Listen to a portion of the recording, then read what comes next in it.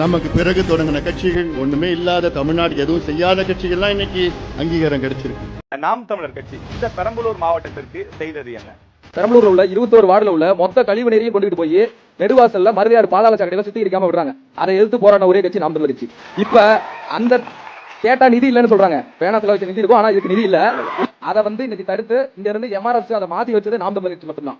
அதே போல 179 கோடி எஸ்டிமேஷன் போட்டு 149 கோடி செலவு பண்ணி இன்னும் பயன்பாட்டுக்கு வராத கொட்டாரை மருதையாறு நீர்த்தேக்கத்தை பயன்பாட்டுக்கு கொண்டுட்டு வர சொல்லி முயற்சி பண்ணி தொடர் போராட்டத்தில் இருக்கிறது நாம் தமிழர் கட்சி மட்டும்தான். அதே போல அமைச்சர் சிவசங்கர் அவர்கள் தினந்தோறும் போயிட்டு வர இந்த பெரம்பலூர் அரியலூர் சாலை எவ்வளவு மோசமா இருக்குன்னு தெரிஞ்சிருந்தாலும் அதை அவர் கண்டுக்க மாட்டாரு. ஆனா அதுக்காக போராடின ஒரே கட்சி நாம் தமிழர் கட்சி. கவுல்பாளையத்தில் அமையவிருந்த கிரஷரை தடுத்து நிறுத்தி அதை வரவிடாம பண்ணது நாம் தமிழர் கட்சி.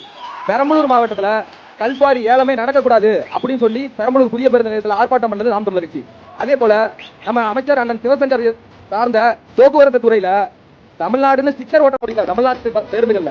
அதை எதிர்த்து பெரம்பலூர் மாவட்டத்தில் போராடி கைதானது நாம் தமிழர் கட்சி மட்டும்தான். நாம் தமிழர் கட்சி துருதி கூட பாத்திர சார்பா ஆயிரக்கணக்கான சத்தம் கொடுத்திருக்கோம். சுற்றுச்சூழல் பாத்திர சார்பா பல்லாயிரக்கணக்கான பணிகளை நட்டிருக்கோம். மருதையாறுன்னு ஒரு ஆறு இருக்கு, அந்த ஆறை பாதுகாத்து மனு கொடுத்து போராடினது நாம் தமிழர் கட்சி.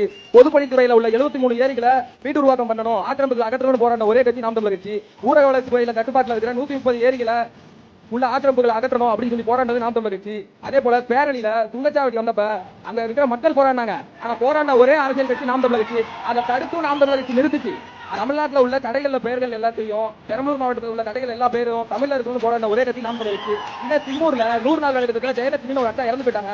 அதை எதிர்த்து போராடினா அந்த அட்டா நீதி வேண்டி போராடினது நாம் தமிழர் கட்சி. வட மாநிலத்தை கணக்கெடுப்பு எடுத்து போராடினது நாம் தமிழர் கட்சி. அது கூட கிராம சபையை ஒழுங்கா நடத்த சொல்லி போராடினது நாம் தமிழர் கட்சி.